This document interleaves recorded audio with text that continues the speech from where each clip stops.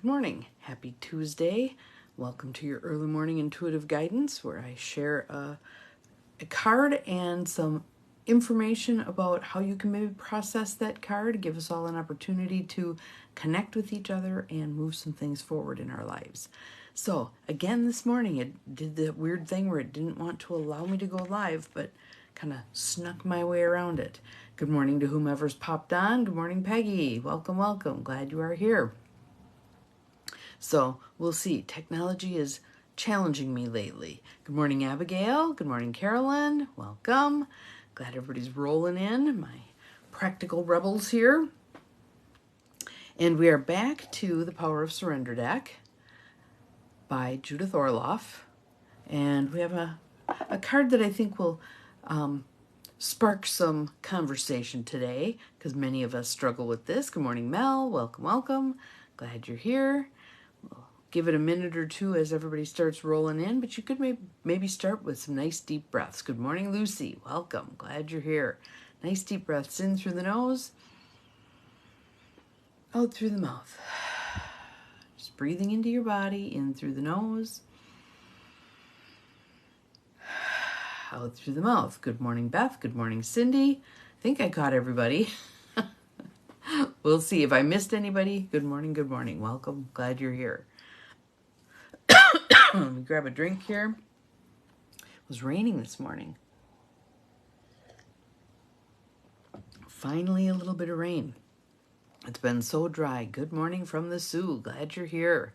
Welcome, welcome. So, again, we have a Power of Surrender card by Judith Orloff. And this is one that I'm sure several of you are going to look at and go, ooh. But don't worry, because my thought is today we're going to address this with finesse, grace, and subtlety. So, surrender the habit of people-pleasing. Chime for anybody? You've got sun up already. We're still in the dark. It's still dark here. Surrender the habit of people-pleasing.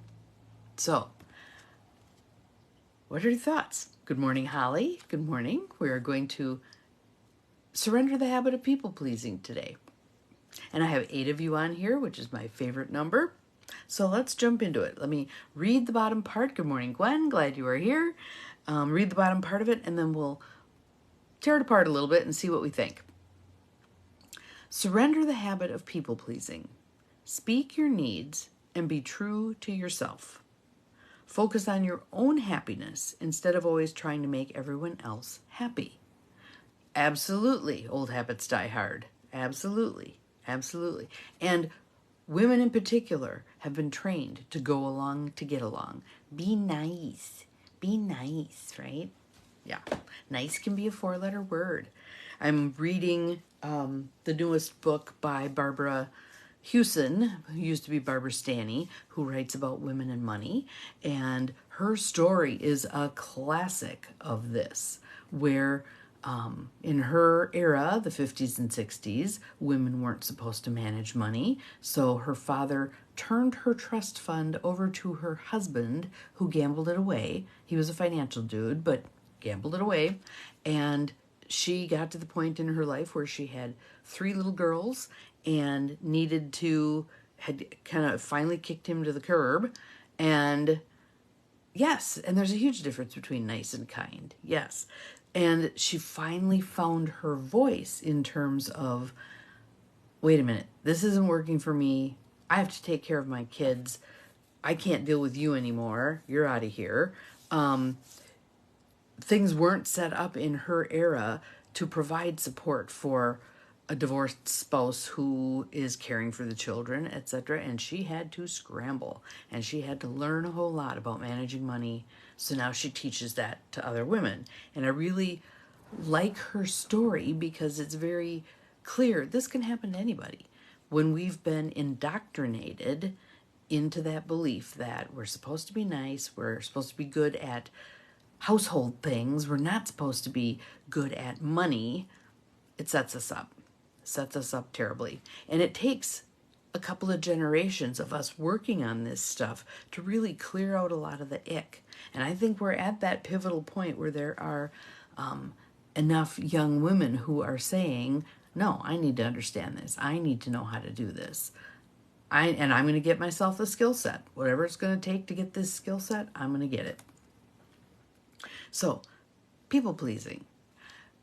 For many of us, it takes the pattern of going along to get along.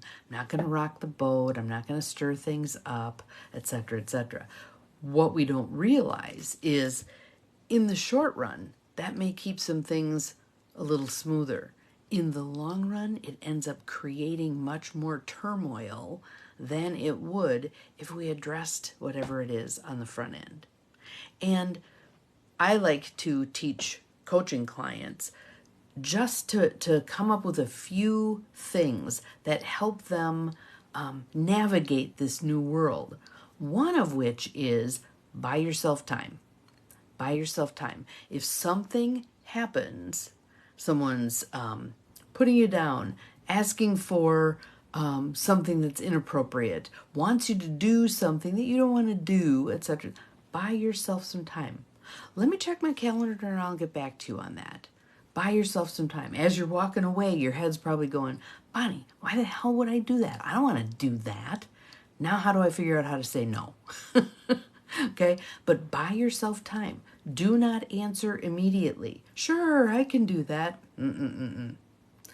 So, and yes, taking a step back is fabulous. So, what I want you to do also, so it's buying yourself some time. It's looking at what are the reasons why I would sell myself out on this. What are the reasons why? Is it to keep the peace? Is it because it was told you were told it was your job to do whatever it is you're being asked to do that you don't want to do? What is it underneath there? What are you afraid of with regard to this? What's the worst thing that can happen? Answer the question. Many of us do what if, right? We dangle what if over our head. What if, what if, what if? And we never answer the question. I want you answering what ifs, okay? So if, let's say, your husband asks you or says, I'd like blah, blah, blah, and you don't want to do that. What's the worst thing that could happen? Put it out there. Say it out loud. Write it down. Well, he could leave me. When you say it out loud, it's like, really? He's going to leave me because I don't want to make pork roast? Whatever. Put it in words. Many times when you say it, you can hear how dumb it sounds. How dumb it sounds, right?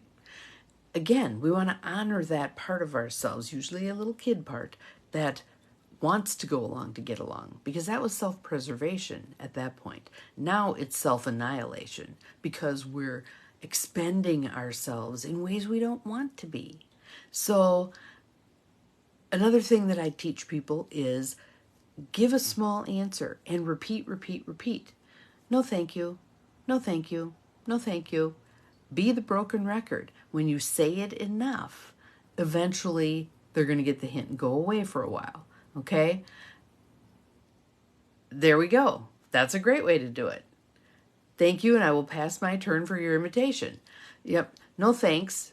No thanks is complete. You don't have to offer 8,000 excuses, reasons, whatever.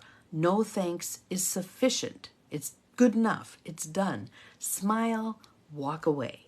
All right? And the reason I say walk away is because you know how we erode ourselves. No thanks. Well, I'm really busy, whatever. And pretty soon you've talked yourself into it. Don't go there. End the conversation. Truncate it so that there isn't the option for you to sell yourself out again, because we're so good at that, right? So practice this. No thanks. If you've bought yourself time and you've told the person, I'll call you back, I'll let you know, write out a script. Write out a script. Yes, you don't have to have a reason or excuse. Just say, sorry, I can't. Yes, sufficient. The first time I heard someone do that, a woman do that, was in graduate school. And we had asked her if she wanted to go along with us somewhere.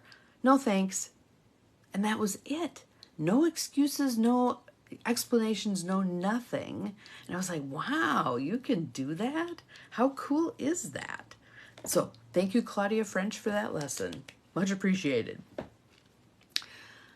Also, with regard to the people pleasing, a place where that really arose was when we were so dependent on other people, parents, men, whatever, for our safety, our livelihood, etc.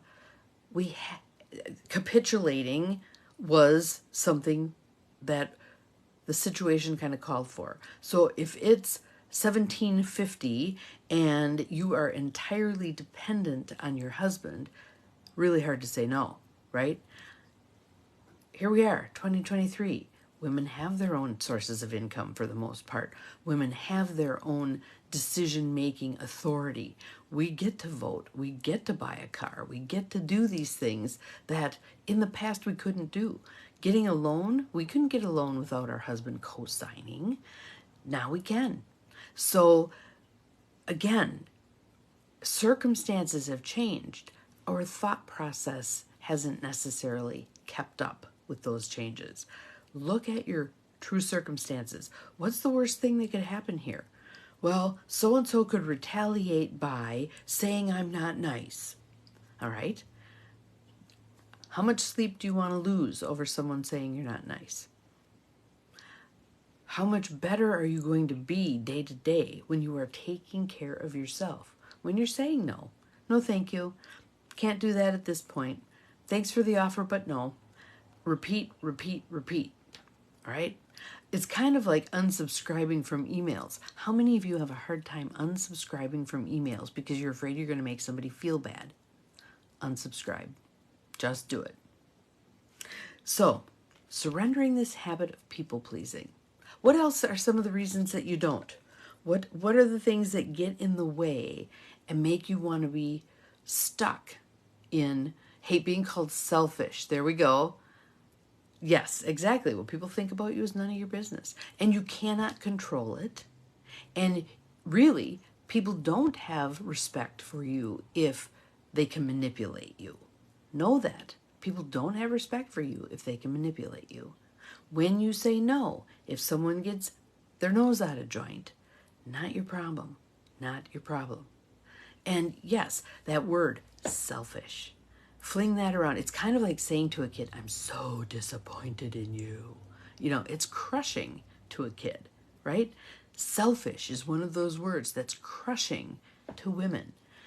And notice, I'm going to give you a perspective here. That word, if selfishness were a true thing, wouldn't it be across the board for everybody? But how often does that word get flung at females and not flung at males? We don't typically say to men, you're being selfish because you want to do X, Y, and Z. We say that all the time to females. That lets you know it is not an across-the-board valid kind of thing. It's merely a pejorative we fling at a certain group of the population to hold them down, to keep them stuck, to not allow them to grow. So, recognize that someone else's definition of selfish does not have to be your definition of selfish. Are you willing to be called selfish? Are you willing to be called the B word? Are you willing to be called mean or crabby or whatever? Not a team player, blah, blah, blah. I was talking to someone yesterday who was going through a very unpleasant circumstance at her place of employment where her boss is having a vendetta, basically, is what I would call it, against her. He's choosing to see her through a lens that is not accurate at all, including on her performance appraisal, and how she's dealing with HR and how she's dealing with his boss to address that. But she said, you know, Bonnie, if I took this description from my performance appraisal, how he's describing me, and I showed it to anybody who knows me and said, who do you think this is? Not a one of them would say, this is me. Nope. But he's flinging those words around. He's flinging those words around. And she's addressing it in a very 5D kind of way. His behavior is very 3D. It's very stuck in this world, all right? She's elevated to 5D. He can't understand that, much less deal with it well. So this is one of those last belches, wheezes, and coughs of the patriarchy dying, okay? And she and I were talking about, and I was attempting to write this down because I thought it would make a great blog post, but I couldn't get it to come out quite the way I wanted, so I'm still messing around with it. Right. Exactly. Good, Cindy. Thank you. Ask for a definition. What constitutes selfish? If this were you, would you consider this to be selfish? Well, no. But it's not me. It's you, and you're being selfish. You know, see what you can ask. Again, let's go back to our taking the war out of our words. Selfish is one of those warlike words, isn't it? So when we feel that reaction, instead of firing back, can we take the step back and say, I find it interesting that you chose the word selfish. Can you tell me why you chose that word? Again, staying as calm as possible, exposing to the light. This was the gist of what she and I figured out yesterday. Exposing to the light that other person's darkness. That other person flinging the word selfish is a sign of that darkness, that stuckness, that 3D-ness, etc. So we're going to shine the beacon on that. Isn't this interesting that you chose this particular word? Can you explain to me why you chose this particular word? And again, even if that person is stuck in there, exactly, yep, I get that. I get the same thing, yes.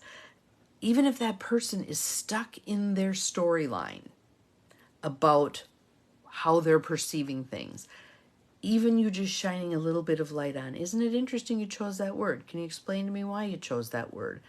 Merely saying that much shines a light on that darkness. Whether they deny, resist, whatever, my guess is they're going to be far less likely to trot that word out again because they can see that you're going to call them out for that kind of behavior, that pejorative kind of behavior.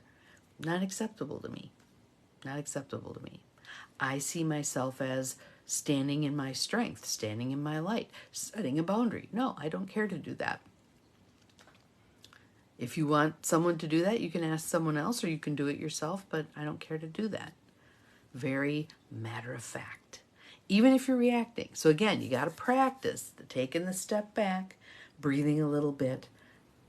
What I thought she did fabulously in this circumstance, which it's going on and on and on for months now, is she stayed in her sense of herself. She did not allow herself to be gaslit with, here's who you are. She's like, nope, that's not me. You're describing something and you're flinging it at me, but it's not me. That's not me. I know it's not me. I thought that was fabulous that she was able to hold on to that. Absolutely. Absolutely. But in the process here, we are retraining people how to perceive women. We're retraining people to begin to see, and actually I was at a meeting last night and we went around the room and the question basically was, what is the superpower that you bring to this process of building this affordable, attainable, sustainable, regenerative housing? What skill set do you bring? And one young woman said, I'm aggressive and I will speak my truth and I will get things done. And I applauded. I was like, rock on, sister, you go. Is that always going to be received well? No, absolutely not. Does not matter. We're not going to break through these walls by being nice. So, and again, that doesn't mean that we have to kick the walls down. Sometimes we might. But there's a whole lot of ways to deal with those walls. We can go over, under, around, through, lots of options. Wave our magic wand and they disappear. Yeah, we're powerful. We can do this stuff. So, surrender the habit of people pleasing. We're done with this. We're done with this. And in fact, I'm going to give you another little tool. If you find that you've succumbed to people pleasing, sure, I'll do that. And then you walk away and you're kicking yourself for having, go back. You know, I thought about that. I don't think I can do that. I appreciate it, blah, blah, blah. I don't think I can do that. Thanks anyway. Maybe try so-and-so. Go back and undo it. Simply because you've said yes, it doesn't mean you can't change your mind and say no. because no was your initial answer anyway, wasn't it? So, surrender the habit of people pleasing, speak your needs, and be true to yourself. Focus on your own happiness instead of always trying to make everyone else happy. Have an awesome Tuesday. We'll see you again tomorrow. Remember, you're capable of far more than you think you are, including speaking your truth. Bye-bye.